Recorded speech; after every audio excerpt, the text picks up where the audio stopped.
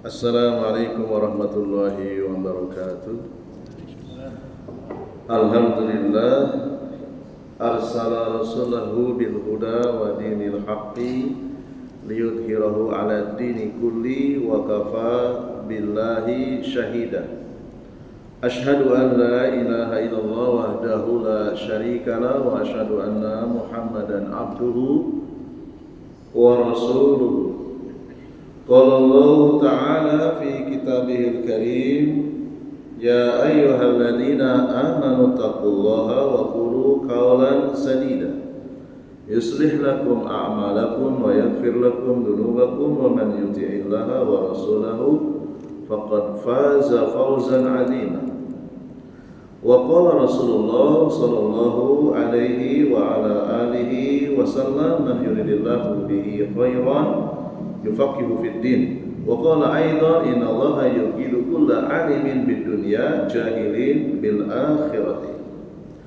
Jamaah pengajian alumni Jamaah Haji Muhammadiyah angkatan 2018 rahimani wa rahimakumullah. Alhamdulillah kita dipertemukan oleh Allah Subhanahu wa taala di tempat yang paling mulia di atas muka bumi, yaitu di masjid, di rumah Allah. Salawat serta salam semoga tercurah limpahkan kepada Nabi Agung Nabi Muhammad SAW, kepada keluarganya, segenap sahabatnya dan umatnya yang senantiasa mencintai beliau hingga akhir zaman. Pada kesempatan kali ini topik yang sesuai pesanan dari panitia, yaitu menjaga kemakmuran haji dan menjaga kebersihan akidah. Topik ini sangat relevan jamaah sekalian karena kita sebagai seorang mubalik dituntut untuk melihat keadaan lingkungan sekitar. Semenjak kurang lebih 5 tahun terakhir lah ya, saya melihat fenomena banyak orang-orang yang terkena virus akidah ya, bahkan dari kalangan orang Muhammadiyah.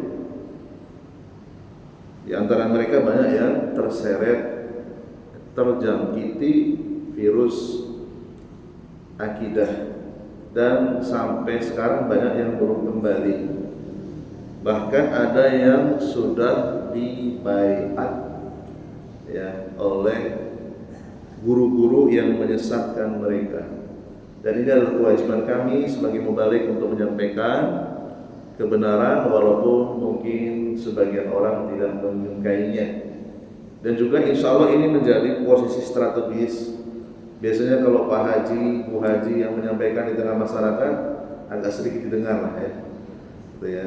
Pak Haji itu menyampaikan ajaran yang seperti ini, seperti itu, keluar dari Al-Quran dan hadis, jangan diikuti gitu ya.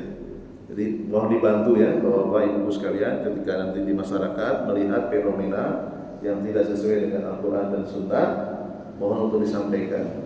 Jangan sampai saudara-saudari kita yang mungkin karena keterbatasan ilmu terkena virus akidah. Saya punya kawan Muhammadiyah ya, dulu dia mengikuti Quran dan Sunnah, sekarang sudah dibaiat ya, dan sulit untuk ditarik kembali. Ya, kita kan bukan, jangankan Nabi ya, jangankan Nabi, apalagi saya untuk memberikan hidayah nggak mampu, hanya Allah yang bisa mengembalikannya. Terkait dengan fenomena itu, saya coba mengambil beberapa kitab, di antaranya kitab Hadihi Akidati karya Syekh Abdul Aziz Ar-Razi, kemudian Syarhu Tafsir Kalimatul Tauhid karya Syekh Al-Fauzan, kemudian Aqidatu Ahli Sunnah wal Jamaah karya Syekh Muhammad bin Shalih Al-Utsaimin, dan tambahan-tambahan kitab lainnya. Baik, langsung saja. Yang pertama, beriman kepada hari kiamat dan tanda-tandanya, di antaranya datangnya Imam Mahdi. Ini yang paling sentral Pak, bukan hanya di Kalimantan Barat yang sekarang lagi hangat-hangatnya, di Jawa, di Sumatera, dan di tempat-tempat lainnya juga sama ya. Ada 3 hadis yang saya kutip dari ensiklopedia hadis ya, dorar.net itu ada kumpulan hadis yang disusun oleh kerajaan pemerintah Saudi Arabia. Hadis yang pertama, yahruju fi akhiri ummati al-mahdiyyu yaskihillahul ghaisa wa tukhrijul ardu nabataha wa yu'til mala sihaha wa taksurul masyatu wa ta'dumul ummatu ya'isu sab'an aw samanian. Pada akhir umatku akan keluar yang namanya Al-Mahdi. Allah menurunkan hujan kepadanya, bumi menumbuhkan tanamannya, harta dibagi-bagikan, ya, makmur, banyaknya binatang ternak, dan umat ini menjadi mulia. Di garis bawahi di situ, umat ini menjadi mulia. Dia akan hidup selama 7 atau 8 tahun. Ya, sanad hadis ini sahih, diriwayatkan Su'aib al-Arnaud yang ditahrij Sunan Abu Dawud, dalam Sunan Abu Dawud dari Abu Sa'id Al-Khudri radhiyallahu anhu. Ya, ini hadis yang pertama. Di situ ada kata-kata umat ini menjadi mulia. Nah, ini kata kunci. Hadis yang kedua, Al-Mahdiyyu min itrati waladi Fatimata. Imam Mahdi itu dari keturunanku, dari jalur anak Fatimah, Hasan atau Husain. Ya, hadis ini sahih. Hadis riwayat Abu Dawud nomor 4284, Ibnu Majah dari sahabiah Ummu Salamah radhiyallahu anha. Ya. Di sini yang digaris bawahi apa? Yang namanya Imam Mahdi harus keturunan dari jalur Fatimah. Ya. Jalur Fatimah, bukan jalur yang lain. Hadis yang ketiga, la tadhabud dunya wa la tanqadi hatta yamlika rajulun min ahli baiti wati'u ismuhu ismi. Dunia ini tidak akan hilang, dunia ini tidak akan berakhir kecuali dikuasai dulu oleh laki-laki dari ahli baitku, dari keluarga Nabi keturunan Hasan atau Husain. Namanya sama dengan namaku dan nama ayahnya sama dengan nama ayahku. Ya. Sahih hadis riwayat Abu Dawud, Tirmidzi dari Abdullah bin Mas'ud radhiyallahu anhu. Dengan 3 hadis ini, insya Allah kita punya kekebalan untuk menolak guru atau guru spiritual thariqat yang di mana-mana sering mengaku Imam Mahdi, termasuk di Kalimantan Barat sudah ada. Ya. Yang pertama, berdasarkan hadis yang dibacakan tadi, kondisi umat Islam ini belum mulia. Ya, terutama di beberapa tempat, India, di Palestina, di Yaman Utara, di Suriah, banyak kaum muslimin dibantai, dihinakan, termasuk Indonesia. Kalau kita perhatikan jamaah sekalian, di negeri-negeri yang mayoritas Islam, gampang caranya. Hari libur mereka hari apa? Hari Jumat. Kita hari liburnya hari Ahad. Ini menunjukkan kita belum kuat pengaruhnya, masih kalah. Ya, pengaruhnya masih kalah. Ya. Itu contoh kecil saja, ya. Apalagi masalah-masalah yang lainnya, syariat Islam belum tegak sepenuhnya, hukuman koruptor, hukuman pembunuh, hukuman pemerkosa itu masih ringan. Ya, korbannya tidak mendapatkan keadilan, ya, dan lain sebagainya, ya. Ini terlalu panjang lebar. Jadi kondisi umat Islam ini belum mulia, ya. Jadi terbantahkan kan kalau ada orang ngaku Imam Mahdi, pasti dia bohong. Yang kedua, banyak yang mengaku Imam Mahdi tetapi tidak bisa membuktikan ayah dan kakeknya di atasnya bersambung kepada Hasan atau Husain. Dia tidak bisa menunjukkan ilmu sanadnya. Ya, jelas ini dia ngada-ngada. Ya. Dan orang yang ngada-ngada gak jauh dari Mesir ini. Ya. Kemudian yang ketiga, di dunia itu ada 192 negara, data statistik tahun 2025. Ya, jelas belum dikuasai Imam Mahdi. Kalau dikuasai Imam Mahdi, satu negara Islam. Ya, jangankan menguasai dunia, dia masih numpang sebagai warga sipil. di salah satu kabupaten di Kalimantan Barat. Ya, ngaku Imam Mahdi. Ya, ini suatu ya kejanggalan yang luar biasa. Ya, ada di Kalimantan Barat, ya, termasuk di kabupaten lainnya. Kemudian yang keempat, banyak yang mengaku Imam Mahdi, ternyata namanya nggak murni Muhammad. Namanya ada 3 kata, ada 2 kata, bahkan lebih. Ya, jelas ini nggak sesuai dengan hadis. Ada tambahannya, dan nama ayahnya bukan Abdullah. Ya, nama ayahnya bukan Abdullah. Ya. Kemudian yang kelima, ya, jika ada yang mengajak untuk mengimani kalau guru thariqah tersebut Imam Mahdi, maka ia taubat, karena mengajak kepada kedustaan, kepada kebatilan. Ya. Jadi yang wajib kita imani adalah Imam Mahdi yang sesuai dengan kriteria hadis Nabi SAW, dan yang memverifikasi tentu saja para ulama, bukan orang awam, gitu ya. Jadi gara-gara inilah ya thariqat tertentu sekarang sedang dilaporkan kepada MUI, sedang dibahas. Ya. Kemudian selain penyimpangan dalam masalah klaim Imam Mahdi sepihak, yang kedua terkait dengan beriman kepada kitab-kitab. Kitab-kitab yang diturunkan ke muka bumi berdasarkan dalil. Yang pertama Taurat, jelas ada dalam Al-Maidah ayat 44, Injil ada dalam Al-Imran 50, Zabur kepada Nabi Daud ada dalam surat Al-Isra ayat 55, surat Ibrahim dan Musa dalam surat Al-A'la ayat 18 sampai 19. Kemudian Al-Quran kepada Nabi Muhammad disebutkan dalam Al-Baqarah 185. Ya. Ada guru thariqat yang mengaku mendapatkan wahyu, dan saya lihat screenshotnya itu. Saya punya kawan saya ini guru SD anak saya, istrinya bergabung dengan grup thariqat itu. Lalu screenshotnya dikirimkan ke saya, dia mengaku mendapatkan wahyu. Ya. Dipastikan orang itu pendusta.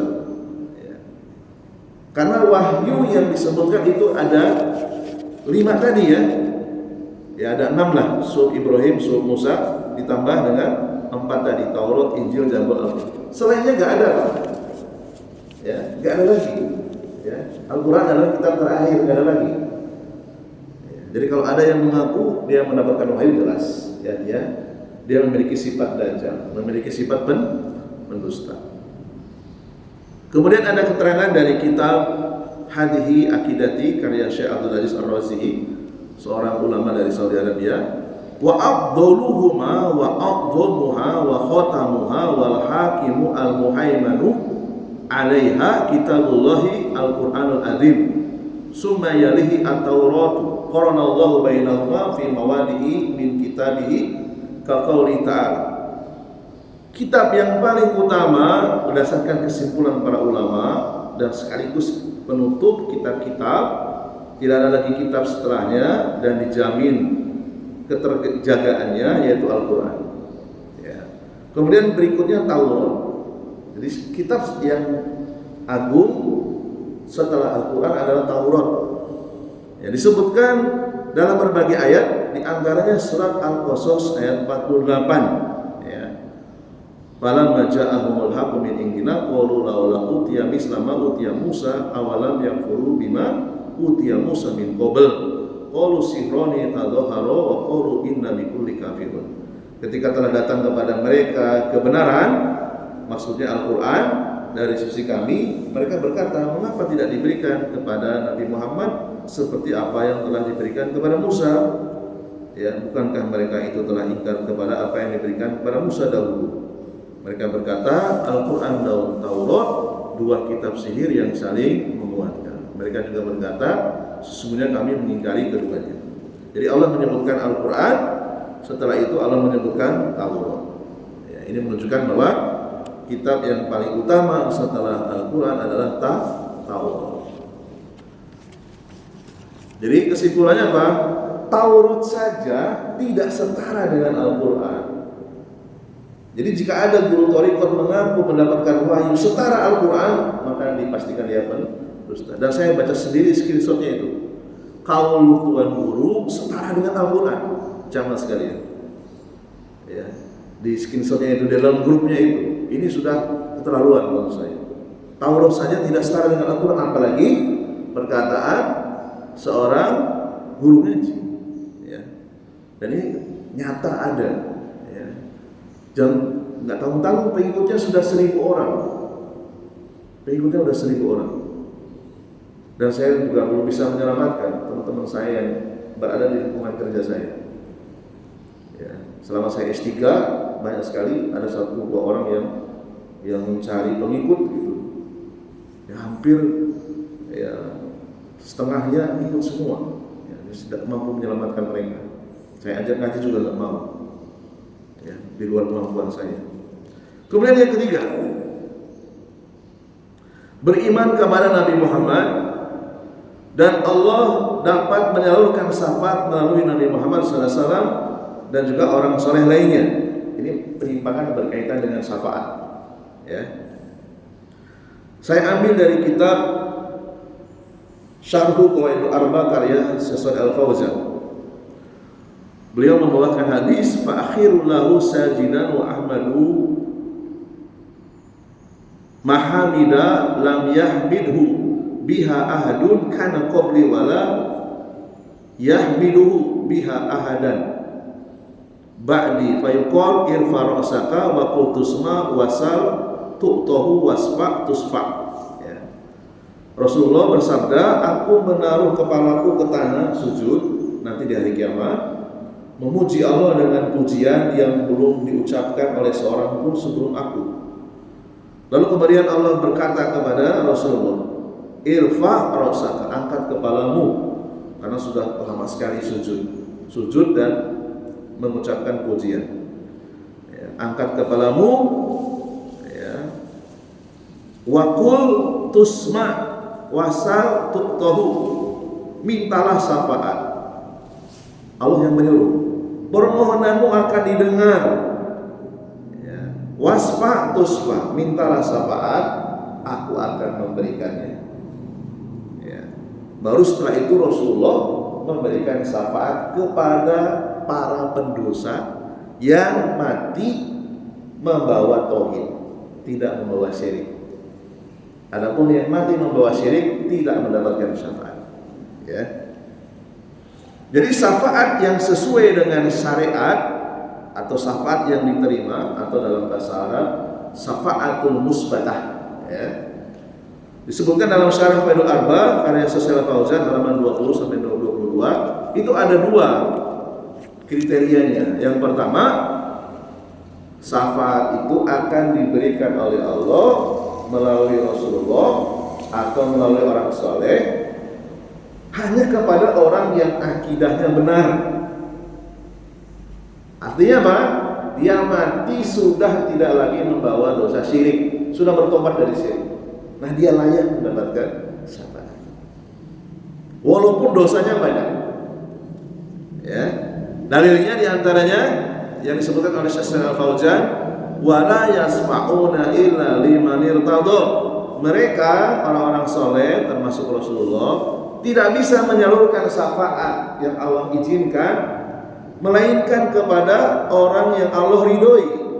Siapa yang diridhoi? Orang yang mati tidak membawa dosa syirik akbar maksudnya. Ya.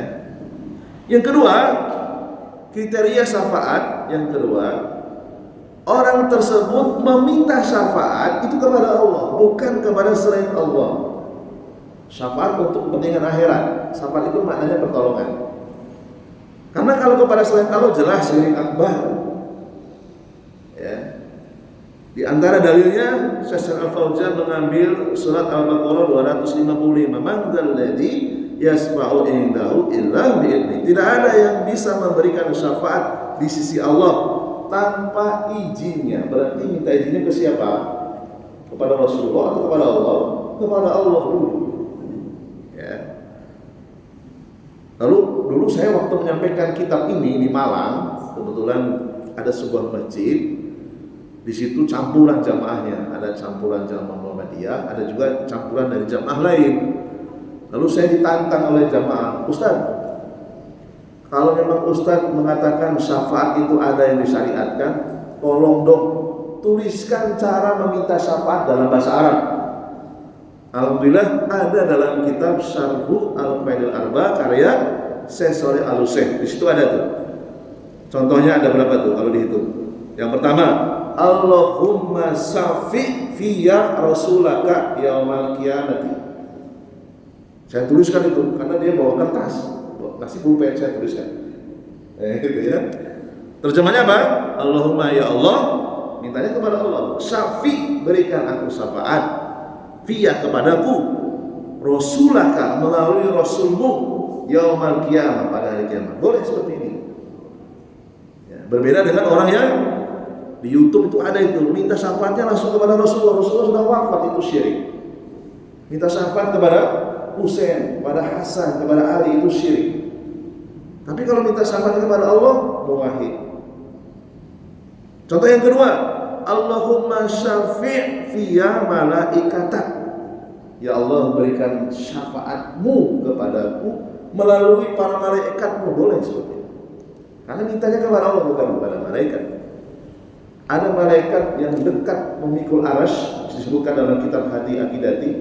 Setiap hari dan malam, siang dan malam, memintakan ampun kepada Allah untuk orang-orang yang bertauhid, yang masih punya dosa setiap hari.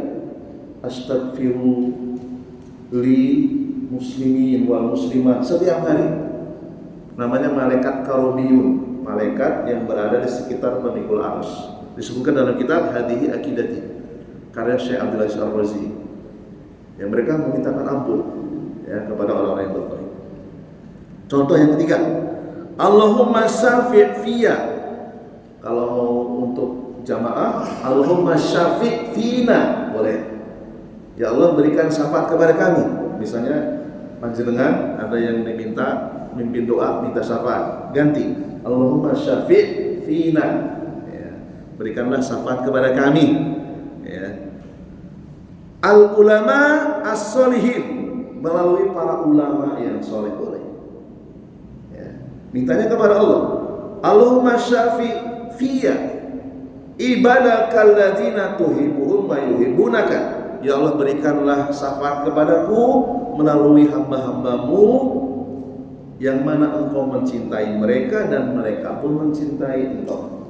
Nah, ini contoh-contoh yang diberikan oleh seorang ulama yang bernama Syekh Shalih bin Abdul Aziz Al-Utsaimin, ya. Kemudian yang keempat, ini juga sama, berkaitan dengan penyimpangan salah satu thariqat, ya. Tidak perlu disebutkan ya namanya ya, nanti jadi delik pidana nanti. Kalau nggak disebutkan kan aman ya. Ya. Yang penting kita tahu sifatnya. Beriman kepada zat Allah di atas langit atau di atas arash. Ya, Persyarikatan Muhammadiyah sudah banyak mencantumkan dalil-dalil.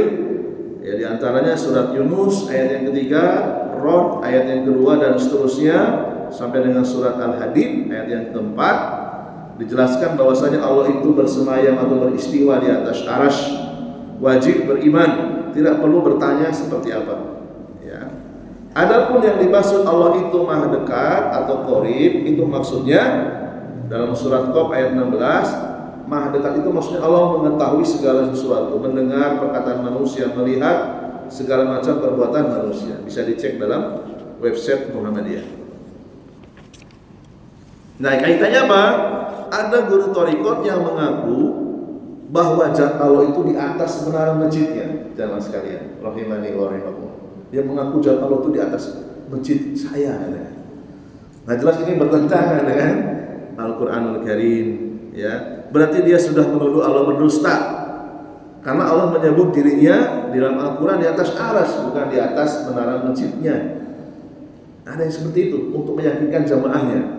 Zat Allah itu di atas menara masjid kita, ya, sehingga jamaahnya lebih mengutamakan masjidnya daripada masjid yang lain. Sholat Jumat ke sana, tarawih ke sana, enggak mau tarawih dekat masjid dekat rumahnya, karena sudah didoktrin zat Allah di atas menara masjidnya. Dan ini waki, ini nyata, ya, dan ini yang sudah dilaporkan ya oleh mantan pengikutnya. Kemudian yang kelima, beriman bahwa manusia yang paling utama adalah Nabi Muhammad SAW. Ya, kita harus yakin ini. Di antara penjelasannya dalam kitab Al-Qaulus Sadid Fima Yajibu Alal Abid, kitab ini sudah saya bacakan di Panti Tunas Melati Muhammadiyah, ya, di setiap Ahad malam Senin, ya. Sudah ganti kitab. Karya Syekh Muhammad bin Abdul Aziz Al-Umani, halaman 51 sampai dengan 52, itu disebutkan Nabi itu ada 124.000. Rasul ada 313. Yang disebutkan di dalam Al-Quran ada berapa? Sekitar 25. Yang tidak disebutkan namanya jauh lebih banyak. Ya.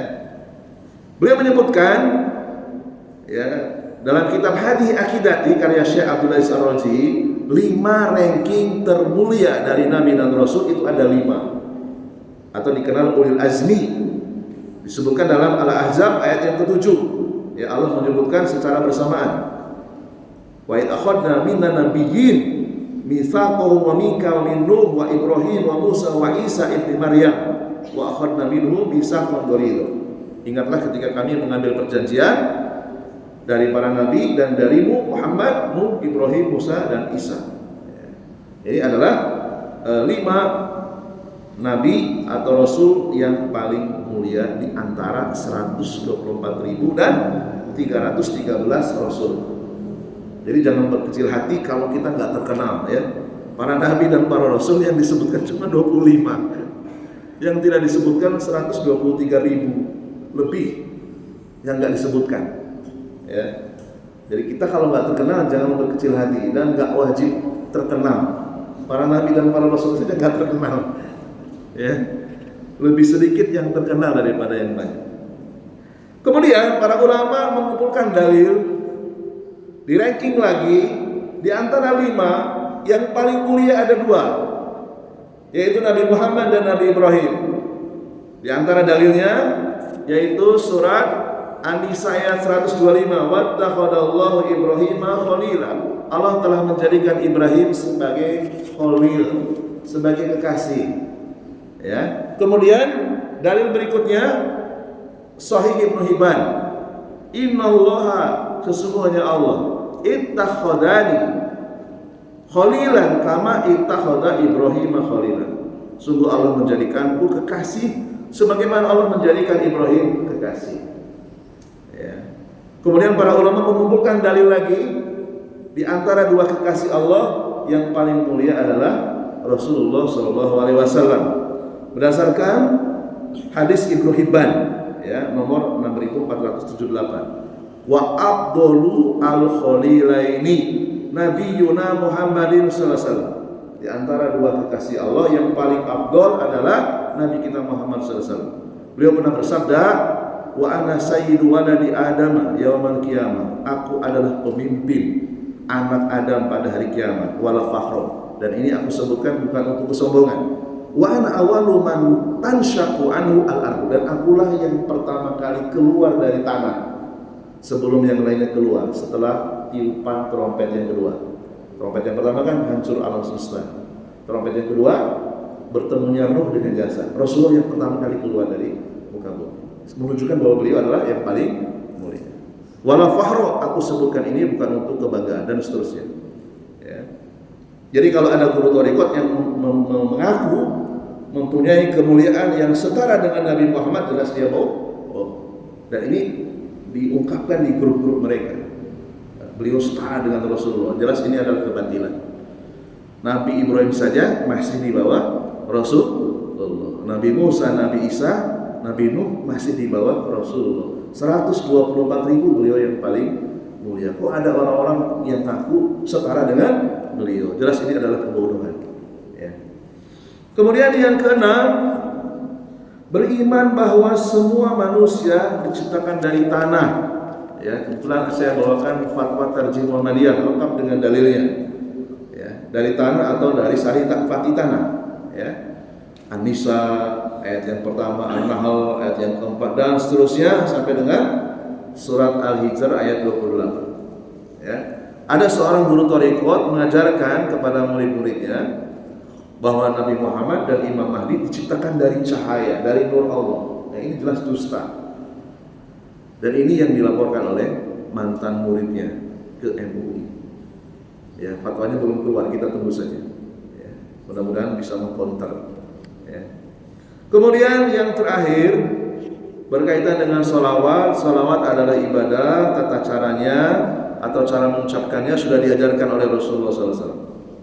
Para sahabat itu adalah orang-orang yang ahli bahasa Arab, pakar bahasa Arab. Tidak ada yang berani membuat sholawat.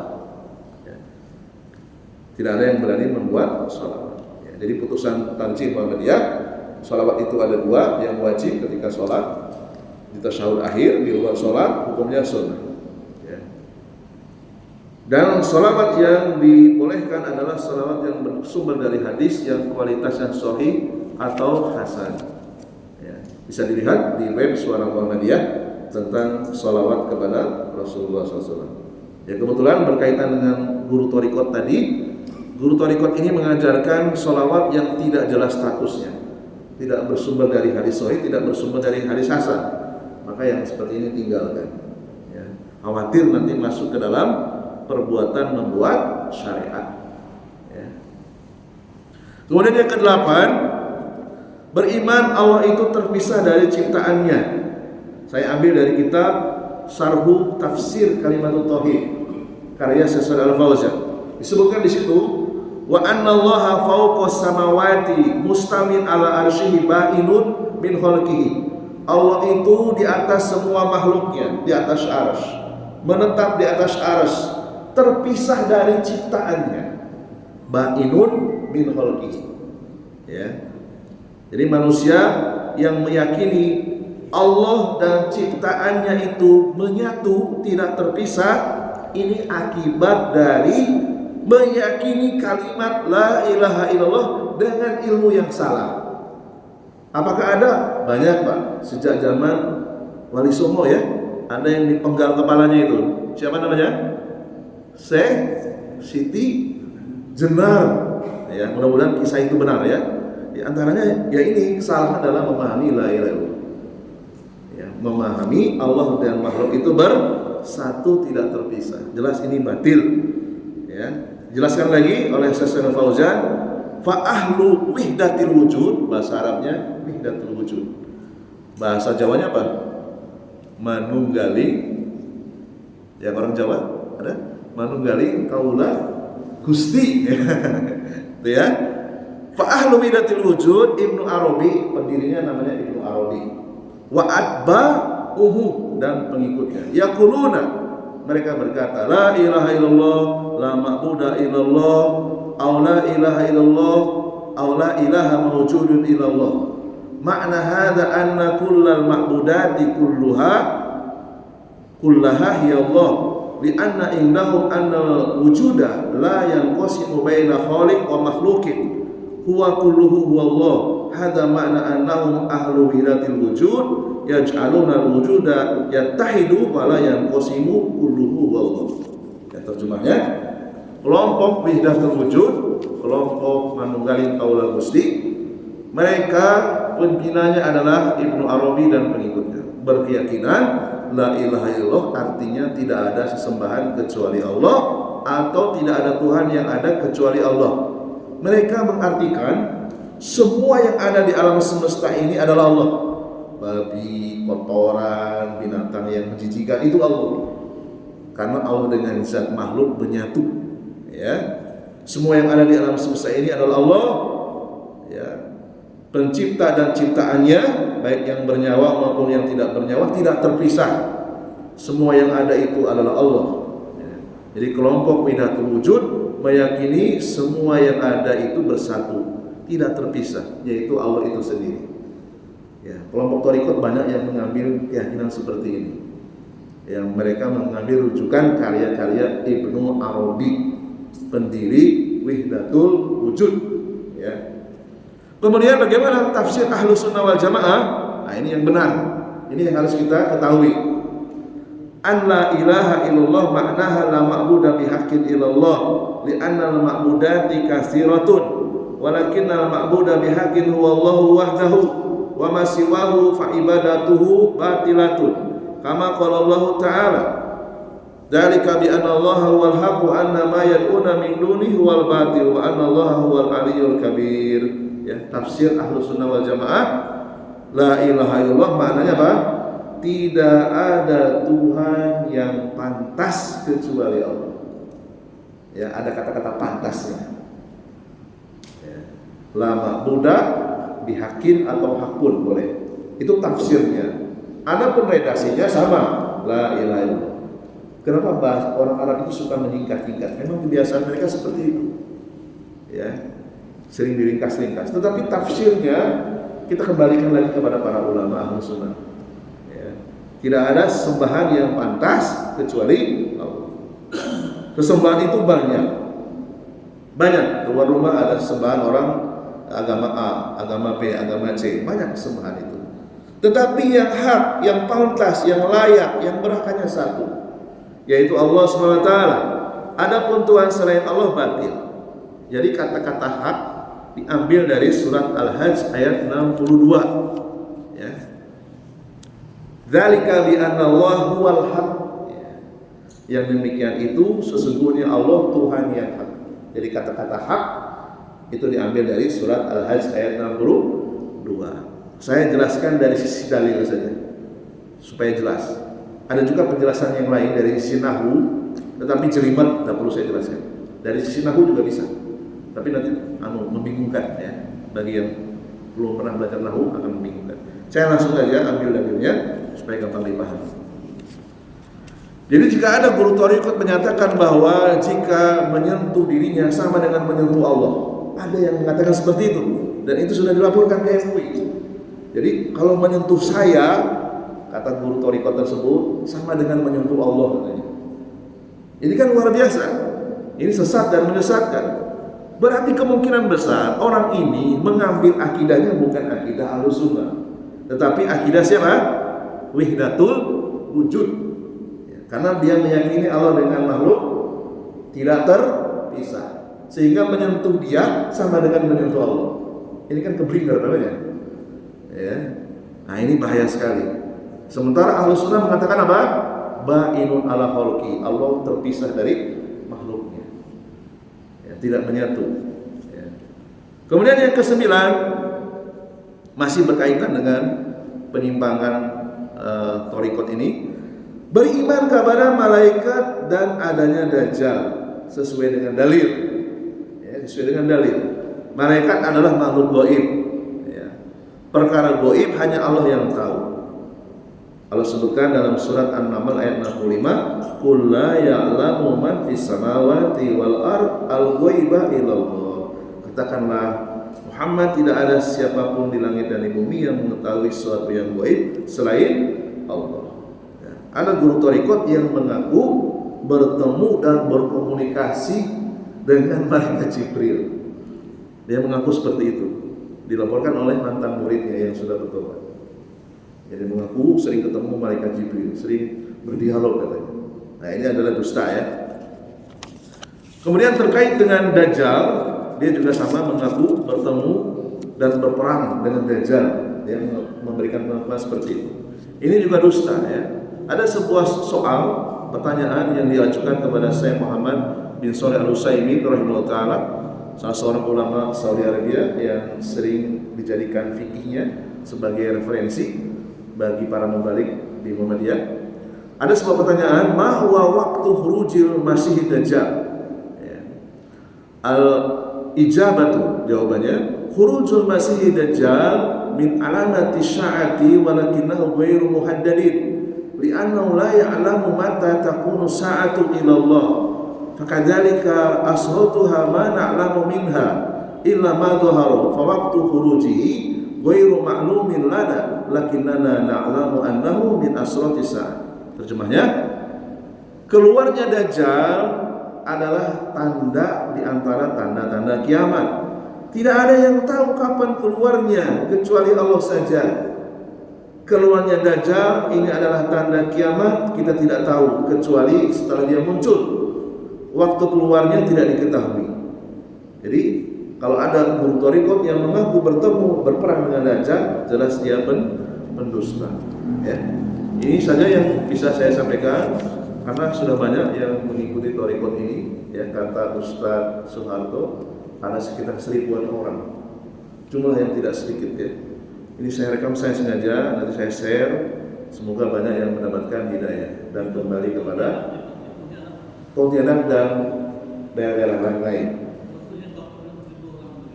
Ya, guru thariqat itu ada di Pontianak, ya ada di Pontianak, Pak.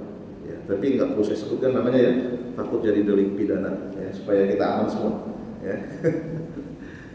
Mungkin ini saja dulu yang bisa saya sampaikan. Saya tutup dulu, setelah itu boleh ada soal jawab. Subhanakallahumma wa bihamdika asyhadu an la ilaha illa anta astaghfiruka wa atubu ilaik. Nasrullah wa fathul qarib wa basyiril mu'minin. Wassalamualaikum warahmatullahi wabarakatuh. Silakan kalau ada soal jawab.